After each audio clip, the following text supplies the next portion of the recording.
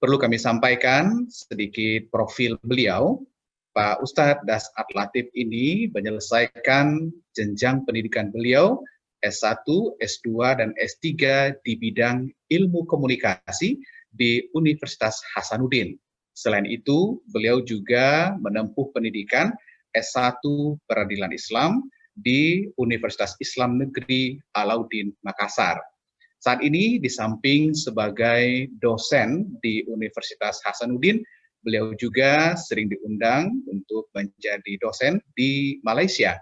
Dan beliau juga seorang peneliti yang aktif, serta selain sebagai seorang penceramah PNS, ternyata beliau juga seorang wirausaha yang sukses. Baiklah, sekarang kita langsung saja menyimak tausiah halal bihalal Keluarga Besar Universitas Negeri Padang tahun 2020 yang langsung akan disampaikan dari Makassar oleh Ustadz Dasat Latif PhD. Dengan hormat kami silakan. Assalamualaikum warahmatullahi wabarakatuh. Waalaikumsalam warahmatullahi wabarakatuh. Alhamdulillahirabbil alamin wa bihi nasta'inu ala umurid dunya waddin. Asyhadu an la ilaha illallah wa asyhadu anna Muhammadan abduhu wa rasuluh. Allahumma salli ala Sayyidina Muhammad wa ala alihi wa sahbihi ajma'in, amma ba'd. Faqad qala Allah subhanahu wa ta'ala fi kitabil karim wa huwa asdaqul qailin. A'udzu billahi minasyaitonir rajim. Bismillahirrahmanirrahim. Ya ayyuhalladzina amanu dukhulu fis silmi kaffatan wa la tattabi'u khutuwatis syaitan innahu lakum aduwwum mubin. Wahai orang-orang yang beriman, bertakwalah kalian kepada Allah dengan sebenar-benarnya takwa. Dan janganlah kalian mati kecuali dalam keadaan beragama Islam. Ayat ini Jumat-Jumat dibacakan khatib. Tidak sah khutbah Jumat kalau khatib tidak membaca ayat ini. Berarti ayat ini sangat penting. Apabila di Universitas Negeri Padang ada pengumuman yang harus diulang-ulang oleh Pak Rektor, pasti itu pengumuman sangat penting. Ayat ini Jumat-Jumat diulang-ulang, berarti ayat ini penting. Dan rasa-rasanya ayat ini sangat sulit diterima akal sehat. Jangan kamu mati. Berarti mati kita yang ngatur. Padahal mati itu bukan kita yang ngatur. Mau atau tidak, tiba saatnya pasti mati. Tapi Allah mengatakan jangan kamu mati. Illa kecuali wa antum muslimun, dalam keadaan beragama Islam. Berarti ada orang Islam tapi matinya kafir. Siapa mereka? Hubbi aklil haram. Mereka yang suka memakan makanan haram. Insya Allah kita tidak akan mati dalam keadaan berzina. Insya Allah kita tidak akan mati dalam keadaan mabuk. Insya Allah kita tidak akan mati dalam keadaan lagi judi. Yang bisa membuat kita mati dalam keadaan kekafiran, baru saja kita makan uang haram. SPJ palsu. Ada SPJ-nya, tidak ada perjalanannya. Nah, itu makan. Tiba-tiba tabrak mobil, ada uang haram dalam perut kita. Nauzubillah min zalik. Ya, uang-uang pilpres, pilkada, ya, uang money politik, itu yang bahaya. Maka ayat ini selalu diulang-ulang. Begitu pentingnya orang Islam terhindar dari makanan haram, Allah memberikan 1 bulan pelatihan. Dari 12 bulan, Allah sediakan 1 bulan untuk pelatihan terhindar dari makanan haram. Itu bulan suci Ramadan. Ramadan, jangankan yang haram, yang halal aja mampu kita tahan. Nasi putih, air putih, istri di rumah, semua halal. Tapi siang, jangan dulu, tunda sampai tiba saatnya. Maknanya, orang yang berhasil puasa tidak usah cemas soal makanan haram. Pasti dia mampu kendalikan ini. Makanya ayat ini selalu diulang-ulang. Wa qala idzan, bismillahirrahmanirrahim. Ya ayyuhalladzina amanu dukhulu fis silmi kaffatan wa la tattabi'u khutuwatis syaitan innahu lakum aduwwum mubin. Wahai orang-orang yang beriman, masuklah engkau ke dalam Islam secara sempurna, bukan Islam pencitraan. Bukan Islam pilpres, pilkada. Coba lihat politisi kalau mau dicoblos. Oh, penampilannya kan. Kalau Ustadz Dasat pakai songkok, pakai serban, pakai gamis, ditulis itu di anunya, pakai gamisnya, ditulis. Malah pernah saya lihat itu foto caleg, kepalanya dibawa, lalu ditulis siap jungkir balik untuk rakyat. Begitu terpilih dia lupa janjinya, dia lupa lagi datang ke masjid. Nah, itu Islam pencitraan. Allah jelaskan jangan kau Islam seperti itu. Islamlah secara kafah. Wala tattabi'u khutuwatis syaitan, dan janganlah engkau ikuti langkah-langkah setan karena sesungguhnya setan itu musuh yang nyata bagi kalian. Jadi Bapak Ibu, ini kurang lebih 500 orang yang menyimak hari ini. Jangan pikir setelah Bapak stay di sini, setan gagal menggoda kita. Tidak, dia goda lagi kita. Dengan cara apa? Narsis. Kalau ceramah umum itu biasa tabligh akbar kan tidak kita lihat foto kita di depan. Kita tidak lihat kamera. Sekarang karena lihat kamera macam-macam gaya kita. Lagi dengar ceramah kita ambil lagi. Model lagi. Ya, itu godaan setan itu. Supaya kita tidak dengar perhatikan ceramah.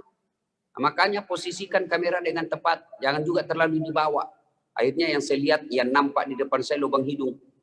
Ya, kasih bagus selesai ya. Wa qala idan bismillahirrahmanirrahim. Innallaha wa malaikatahu yusalluna 'alan nabi. Ya ayyuhalladzina amanu sallu 'alaihi wa sallimu taslima. Sesungguhnya Allah dan para malaikatnya bersalawat kepada Rasulullah Muhammad sallallahu alaihi wasallam, maka wahai orang-orang yang beriman, bersalawatlah kepada Rasulullah dengan sebaik-baik salawat. Shadaqallahul adzim, maha benar Allah dengan segala firman-Nya. Ibu bapak, saudara-saudara sekalian, para dosen, para guru besar, adik-adik mahasiswa teristimewa yang saya muliakan, Bapak Rektor, Bapak Profesor Dr. Haji Ganefri, PhD, yang insya Allah dimuliakan dan dirahmati oleh Allah Subhanahu wa Ta'ala. Nah, alhamdulillah, Ramadan telah kita tuntaskan. Tentu banyak amal yang kita kumpul di bulan Ramadan. Subhanallah, siang hari kita puasa. Tengah hari kita haus tadarus. Jelang buka puasa kita istighfar. Selesai buka puasa kita lanjut lagi tadarus. Lepas sholat isya kita tarawih. Malam hari kita bangun lagi. Sebelum kita sarap makan sahur, kita ngaji lagi. Kita lengkapi lagi dengan sholat tahajud. Akhir Ramadan 10 malam terakhir kita itikaf. Dan akhir tanggal sebelum 1 Syawal kita bayar zakat fitrah. Subhanallah. Begitu banyak kemuliaan yang kita lakukan di bulan suci Ramadan. Berkaitan dengan itu, Nabi memberikan garansi. Man shoma Ramadana imanan wahtizaban gufira lahu ma taqaddama min zambihi. Siapa yang berpuasa di bulan suci Ramadan dengan niat iman dan ikhlas semata-mata karena Allah, diampuni dosanya yang telah lalu plus akan datang. Coba, baru puasa, belum tarawih, belum tahajud, belum witir, belum sedekah, puasa saja Allah telah memberikan ampunan dosa yang telah lalu tambah yang akan datang. Itulah sebabnya masuk 1 Syawal kita merayakan kemenangan kita dengan beraidil fitri, yang secara etimologi Aidil Fitri itu maknanya adalah hari kembali menjadi suci. Suci dari dosa dan kesalahan. Dengan catatan, dosa yang bagaimana diampuni Allah di bulan suci Ramadan, dosa yang sifatnya kepada Allah. Sementara dosa jenis kedua, dosa kepada Pak Rektor, dosa kepada Wakil Rektor, dosa kepada bendahara, dosa kepada dosen, dosa kepada mahasiswa, dosa kepada istri, dosa kepada suami, dosa kepada teman, dosa kepada tetangga, belum diampuni sebelum minta maaf sama yang bersangkutan. Seolah-olah Allah ingin berkata kepada kita, Pak Rektor, dosa-dosamu kepada Allah saya sudah ampuni. Kesalahan-kesalahanmu kepada saya, kepada Allah saya sudah maafkan semua. Tinggal dosamu kepada sesama manusia, urus deh dosamu kepada wakil rektormu, urus kepada dosen-dosenmu, urus kepada mahasiswamu, urus kepada suami istrimu, silakan. Nah, karena rektor ingin betul-betul mensucikan kita, maka beliau menelpon saya. Ini Pak Rektor luar biasa. Biasanya kalau rektor itu sudah tidak menghubungi, sudah sekretaris rektor saja yang menghubungi Das Atlatif. Ini beliau langsung yang hubungi saya. Makasih terhormat betul. Profesor yang hubungi saya, rektor pula. Maka saya bilang, sami'na wa ata'na. Saya dengar dan saya taati. Nah, karena Bu Rektor saya juga sudah intimidasi sedikit. Itu ada kawan saya nanti itu Ustaz, tolong diterima caranya. Luar biasa. Nah, Bapak Ibu saudara-saudara sekalian. Nah, Pak Rektor ini punya niat baik. Supaya kita tidak punya dosa lagi kepada teman sejawat, supaya kita tidak punya dosa lagi teman-teman alumni, maka kita berhalal bihalal. Halal bihalal ini bukan sekedar gaya-gayaan virtual, bukan sekedar ikut tren, tapi makna terpenting halal bihalal ini adalah yuk mari sesama Sivitas Akademika, sesama alumni, sesama orang-orang yang bergabung dalam universitas ini, yuk saling memaafkan. Nah, sekarang apa makna dari halal bihalal? Makna terpenting halal bihalal adalah persaudaraan. Universitas kita, apalagi baru pemilihan rektor, apalagi ini baru universitas yang tadinya IKIP, tentu perlu bersinergi dengan baik. Pemilihan rektor sudah selesai. Bapak rektor sudah terpilih. Maka kemarin yang tim sukses, calon-calon yang gagal, yuk rapatkan barisan. Tidak usah lagi sebarkan fitnah. Tidak usah lagi cari-cari kesalahan. Tidak ada gunanya. Lebih baik kita rapatkan barisan. Nah, ini momen halal bihalal. Biar hitam jidat sholat. Tiap hari dia sholat sampai hitam jidatnya. Senin Kamisnya dilanjutkan serta tarawih. Selesai Ramadan bahkan dia lanjutkan dengan 6 hari di bulan Syawal. Selesai Syawal lalu dia lanjutkan dengan puasa Senin Kamis. Tahajud tiap malam. Tadarus selama Ramadan 4 kali khatam. Tapi depan rumahnya dia musuh gara-gara binatang ternaknya. Samping kanan rumahnya dia musuh gara-gara parkirannya. Samping kirinya dia musuh gara-gara tanamannya. Belakangnya gara-gara knalpot mobilnya. Biar hitam jidat gara-gara sholat. Orang seperti ini bangkrut di akhirat kelak. Habis amal. Nabi pernah tanya. Atadruna manil muflis. Saudara-saudara sekalian, kau tahu siapa yang bangkrut nanti di akhirat? Semua sahabat berkata, ya Rasulullah, yang tidak sholat 5 waktu. Nabi katakan tidak, dia sholat 5 waktu. Sholat sunnahnya baik. Yang tidak puasa Ramadan ya Rasul, dia puasa Ramadan. Sunnah-sunnah Senin Kamis dia lakoni. Yang tidak bayar zakat ya Rasul, dia bayar zakat harta dan zakat fitrahnya dia tunaikan. Yang tidak haji padahal sudah mampu dia haji, bahkan tiap tahun dia pergi umroh. Wih, seluruh sahabat heran. Kalau begitu siapa yang bangkrut ya Rasul? Nabi menjelaskan, jarusu wa khati'ur rahim, tetangga yang jahat sama tetangganya dan yang memutuskan persaudaraan. Seluruh sahabat yang hadir waktu itu heran. Bagaimana dia bisa bangkrut ya Rasul? Dia kan bagus ibadahnya. Sholatnya baik, puasanya baik. Kata Nabi, benar. Ibadah mahdanya bagus. Ibadahnya kepada Allah top. Tapi semua tetangganya dia musuhi. Teman fakultasnya dia musuhi. Teman jurusannya dia musuhi. Satu universitasnya tidak ada yang cocok sama dia. Hanya dia yang merasa benar sendiri. Nanti ketika dia setor sholatnya. Ya Allah ini sholatku. Datang teman kampusnya. Tunggu dulu, saya pernah difitnah. Katanya mobilku hasil korupsi. Penyalahgunaan penelitian. Gara-gara fitnahnya, saya ditunda kepangkatan saya 4 tahun.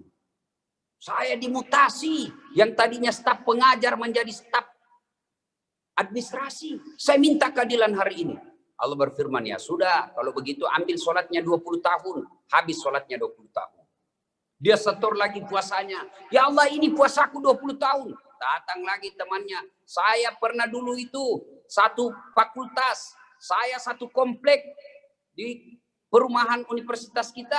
Dia fitnah saya. Akhirnya saya tinggalkan komplek itu. Saya malu gara-gara fitnahnya. Disebarkan berita fitnah saya. Saya minta keadilan. Allah berfirman, sudah ambil puasanya 20 tahun. Coba. Sudah habis sholatnya 20 tahun. Habis puasanya 20 tahun. Dia setor lagi.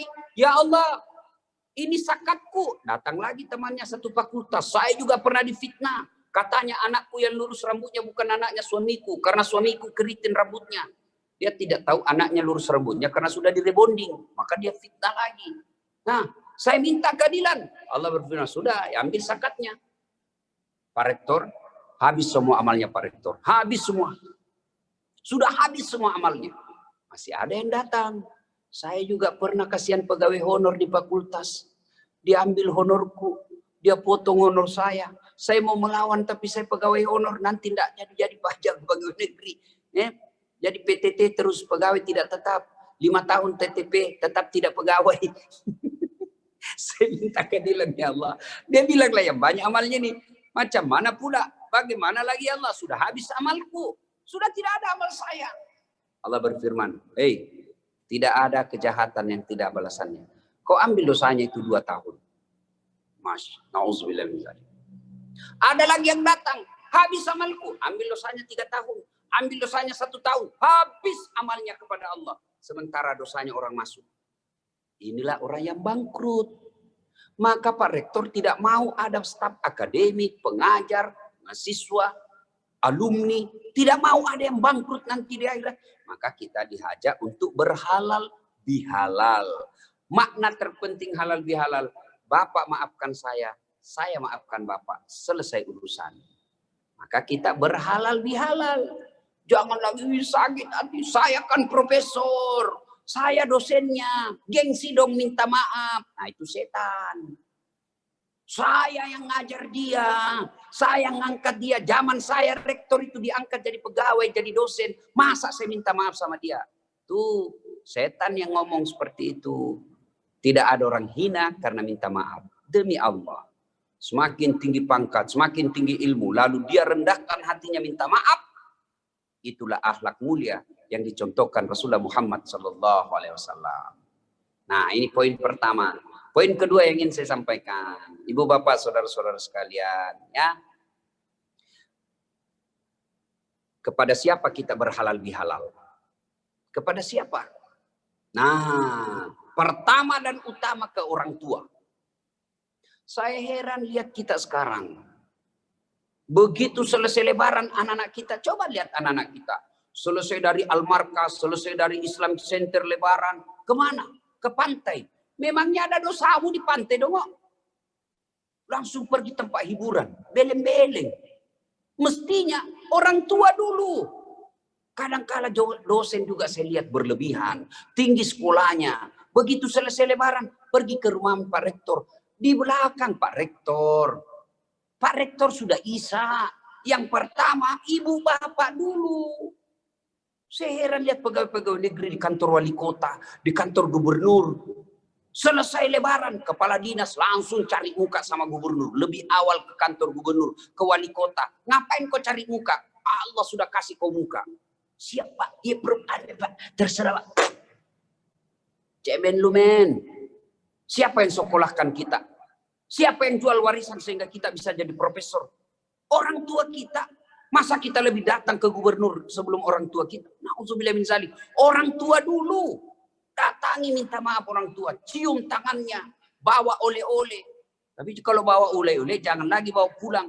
Karena ada juga orang Pak. Pergi rumah bapaknya oleh-oleh harga 50.000. Pulang bawa 300.000 oleh-olehnya. Lebih banyak diambil lagi dari orang tuanya. Nah, ini orang-orang tidak tahu berterima kasih kepada orang tua.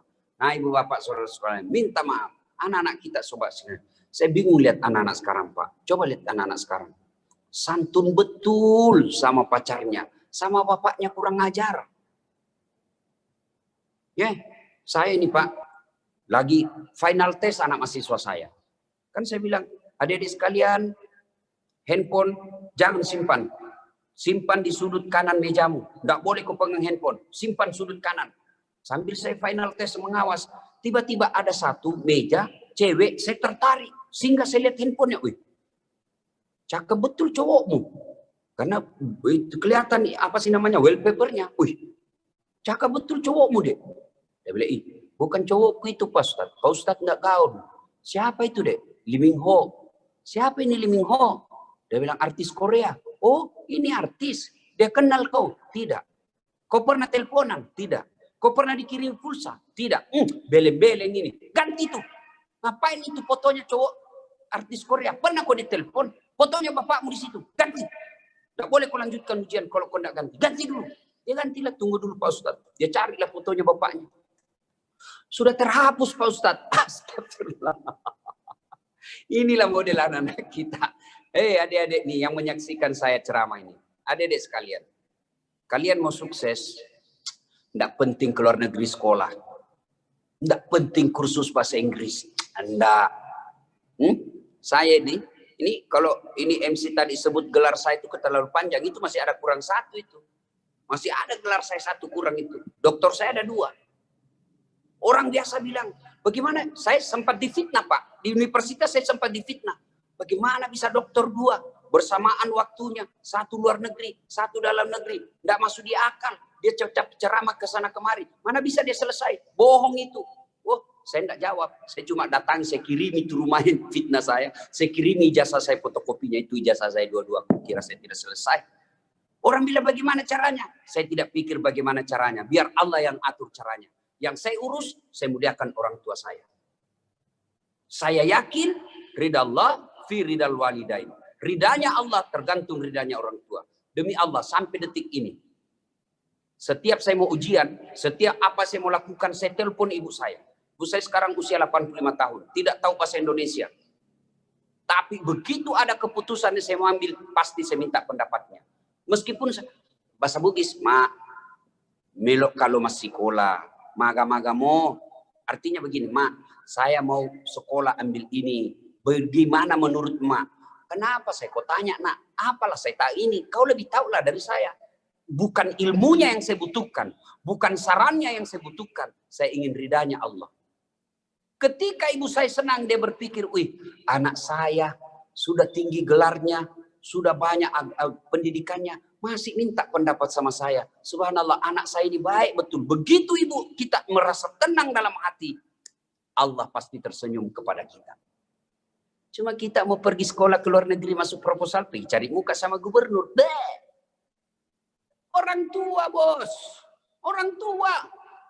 Kalau Allah sudah tersenyum kepada kita, kecil itu dapat beasiswa. Kecil buat Allah. Apa susahnya Allah? Allah yang punya dunia. Maka syaratnya muliakan orang tua. Mau ujian, malam ini saya belajar. Besok saya mau ujian, Pak, besok saya mau ujian. Maafkan saya beberapa kali menyakiti ibu. Beberapa kali saya salah gunakan uang pembayaran. Maafkan saya, berat sekali ujian ini kalau emak tidak maafkan saya. Itu yang membuat kita berkah untuk ini. Dan sekarang anak-anak kita kalau sama cowoknya, iya kak, sekali tangan bapaknya, nih.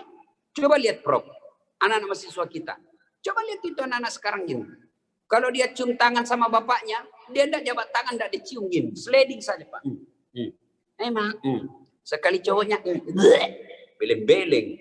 Jengkel aja saya, Pak. Betul saya jengkel lihat itu anak-anak mahasiswa begitu. Gue turun di motornya, dibonceng. Saya tanya, siapa yang bonceng kau, Dek? Wih, cium tangan, sopan betul. Pacarku, Ustaz. Baik, Ustaz. Diantar jemput. Ya, diantar jemput kau karena ada maunya. Dengar ini, adik-adik mahasiswi. Tidak usah kau pacar-pacaran. Ya, muliakan orang tuamu. Saya ini keliling ceramah kemana-mana, Pak. Karena orang bilang hebat kalau dia pikir pintar bahasa Inggris. Sekarang tidak perlu. Kenapa? Ada Google Translate. Saya pergi ceramah di Italia. Saya kan tidak tahu bahasa Italia. Saya nyasar, Pak. Saya mau cari rumah makan halal. Saya ambil handphoneku, Google Translate. Tolong tunjukkan saya rumah makan halal. Keluar bahasa Italinya. Saya cari orang Itali. Woi, mister. Nih. Ngaku. Selesai. Tidak perlu kita bahasa Itali. Maka adik-adik kalau mau sukses, birrul walidain. Muliakan orang tua. Ya?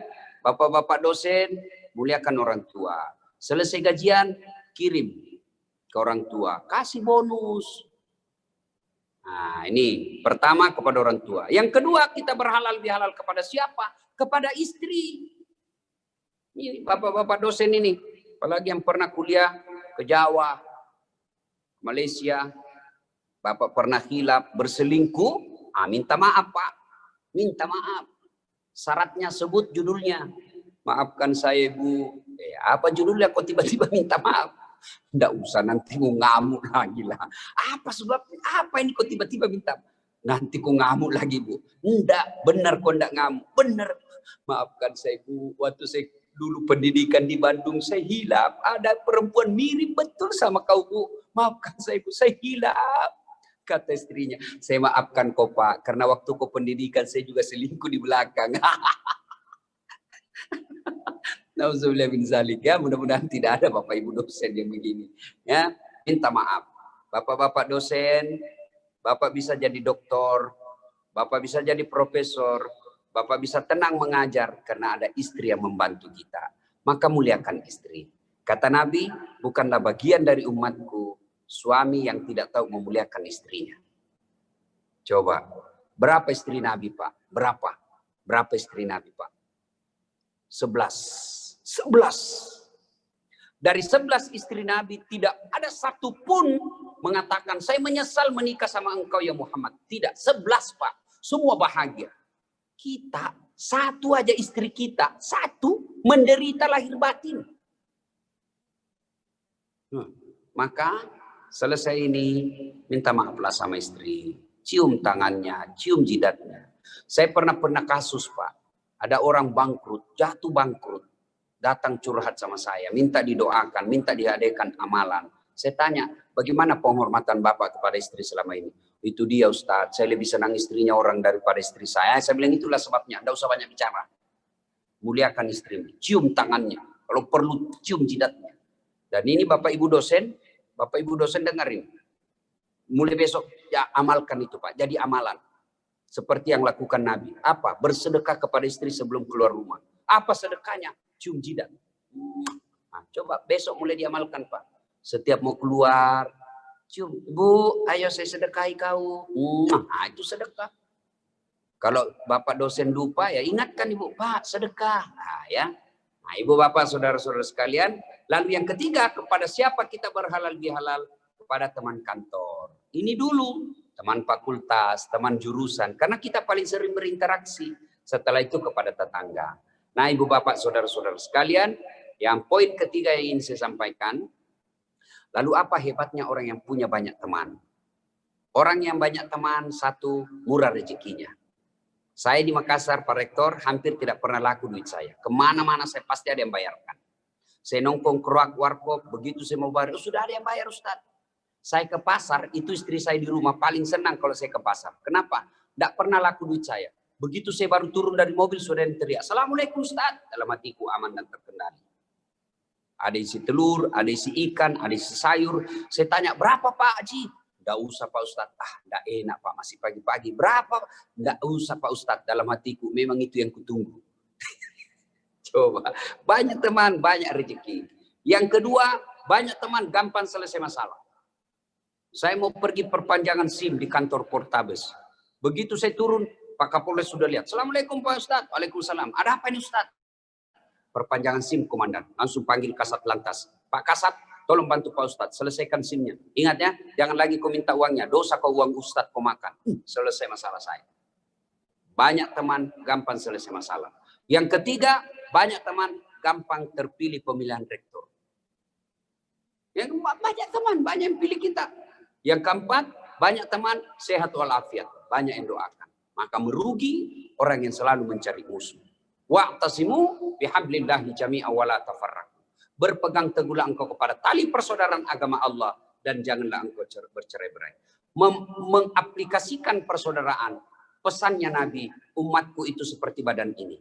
Universitas kita ini seperti badan. Ada kepala, Pak Rektor.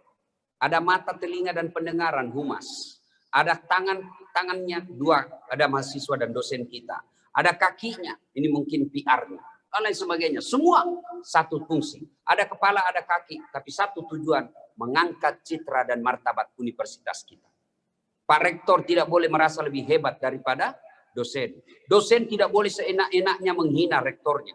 Kalau kita kompak, insya Allah.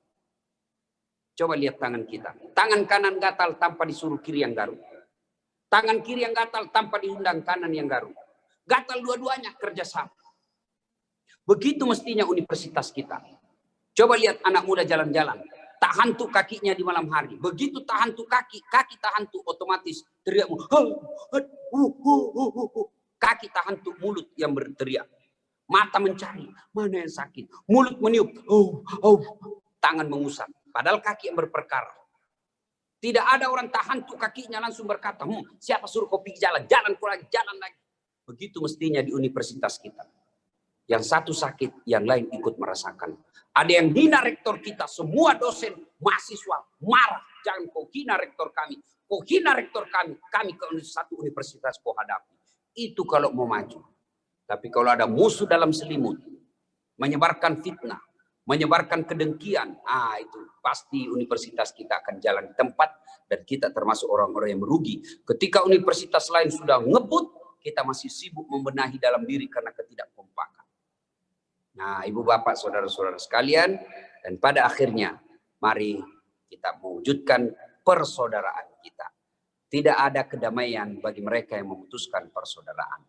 Dan tidak ada kerugian bagi mereka yang banyak teman. Inilah tujuan dari halal bihalal ini, merapatkan ukhuwah dan persaudaraan. Inilah tausiah kita, mudah-mudahan ada manfaat. Terima kasih Pak Rektor, terima kasih Pak Doktor MC, Pak Doktor Nofrian, mudah MPD. Ya, mudah-mudahan semua yang hadir, ini bukan ceramah, bukan menasehati, bukan saya menasehati Bapak. Refresh kembali. Apa yang saya sampaikan Bapak Ibu semua sudah tahu. Para dosen ini sudah cerdas-cerdas. Bapak Ibu sudah tahu semua. Cuma perlu direfresh lagi ya, supaya kita ingat kembali. Terima kasih, saya kembalikan kepada MC. Assalamualaikum warahmatullahi wabarakatuh. Waalaikumsalam warahmatullahi wabarakatuh.